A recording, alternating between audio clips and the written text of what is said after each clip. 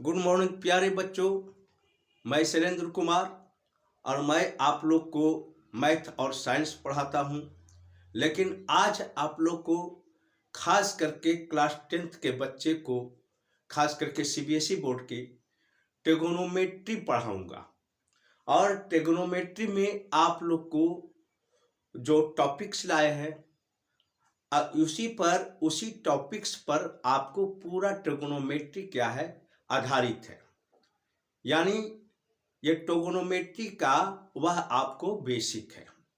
अगर इसको अच्छी तरह से समझ लेते हैं तो आपको ट्रिगोनोमेट्री में कोई भी क्वेश्चन जो है, प्रॉब्लम है, वह उसमें दिक्कत नहीं होगा। जो कि आप इस टॉपिक्स को क्लास 6 ही से पढ़ते आ रहे हैं।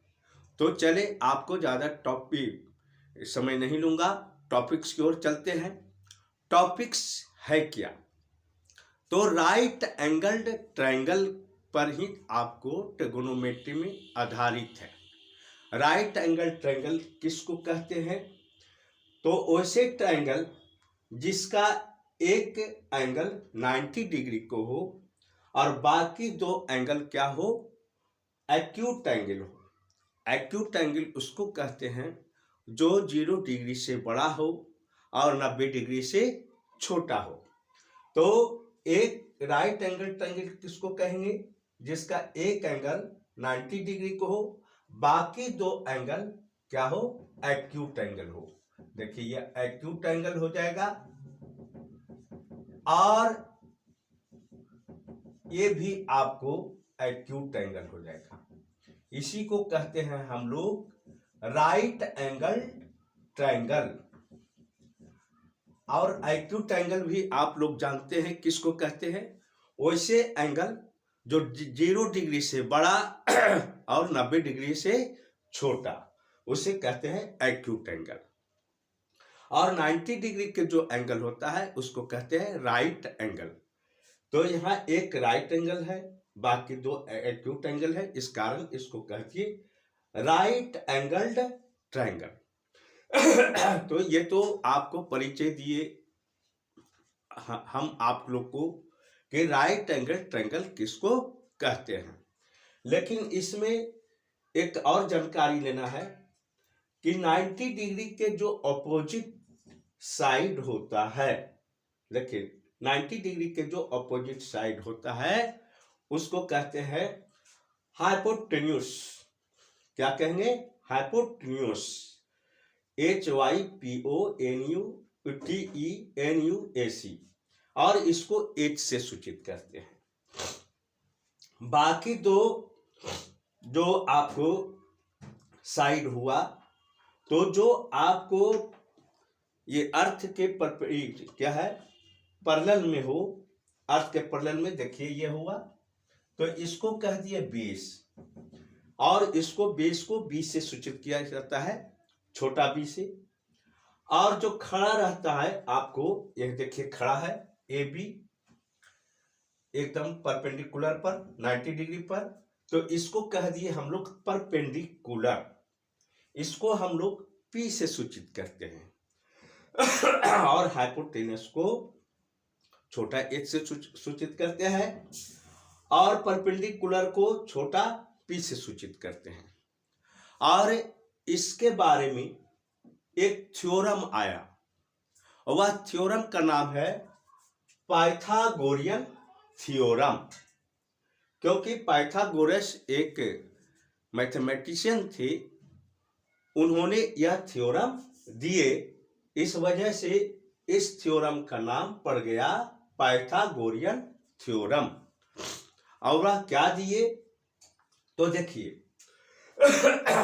दिए यही कि हाइपोटेन्यूस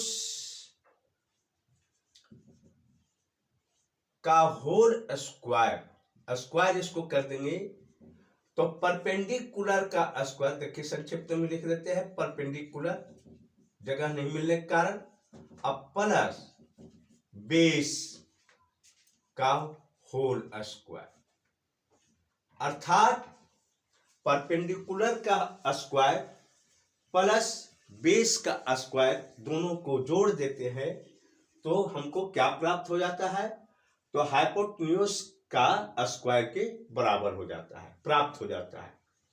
इसको संक्षिप्त में हम लिख सकते हैं इस तरह से, हाइपोटेन्यूज को h से सूचित करते हैं तो h स्क्वायर लिखेंगे। फिर आपको परपेंडिकुलर को हम लोग दर्शाते हैं p से, तो p स्क्वायर से दर्शाएंगे, और प्लस b बेस को b स्क्वायर से रिप्रेजेंट करेंगे। यही आप हम लोग को पाइथागोरियन थ्योरम है, पाइथागोरस ने दिए थे कि हाइपोटेनस का स्क्वायर बराबर क्या होता है, परपेंडिकुलर का स्क्वायर प्लस बेस का स्क्वायर। और ट्रिगोनोमेट्री में इसी का खेल है। अगर यह आपको पता है तो ट्रिगोनोमेट्री में भी कोई भी क्वेश्चन है आपको बनाने में कोई दिक्कत नहीं होगी। अब चलिए यहाँ पर इसी पर फॉर्मूला और इस पर ये निकाल देता हूं। h स्क्वायर बराबर P square plus B square हुआ।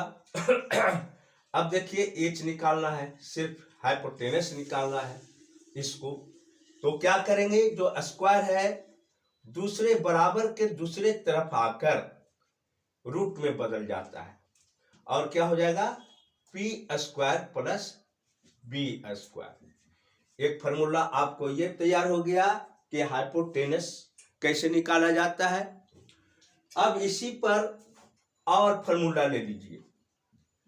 अब देखिए हमको निकालना है, मान लीजिए कि हमको हाइपोटेनस दिया हुआ रहे और बेस दिया हुआ रहे और हमको निकालना है परपेंडिकुलर, तो कैसे निकालेंगे बस इसी फॉर्मूला पर निकाल देंगे। पी स्क्वायर बराबर देखिए क्या हो जाएगा, एच स्क्वायर, यहाँ देखिए प्लस बी स्क्वायर है तो इसको इधर एच स्क्वायर की तरफ ले आएंगे तो माइनस बी स्क्वायर होगा। इतना जरूर याद रखिएगा कि हाइपोटेनस सबसे बड़ा साइड होता है राइट एंगल ट्रायंगल का, इसलिए ये बहुत से बच्चे क्या करते हैं, बेस में हाइपोटेनस को घटा देते हैं, सबट्रैक्ट करते हैं, जो कि गलत है। हमेशा हाइपोटेनस में अदर जो साइड है वह आपको सबट्रैक्ट होता है।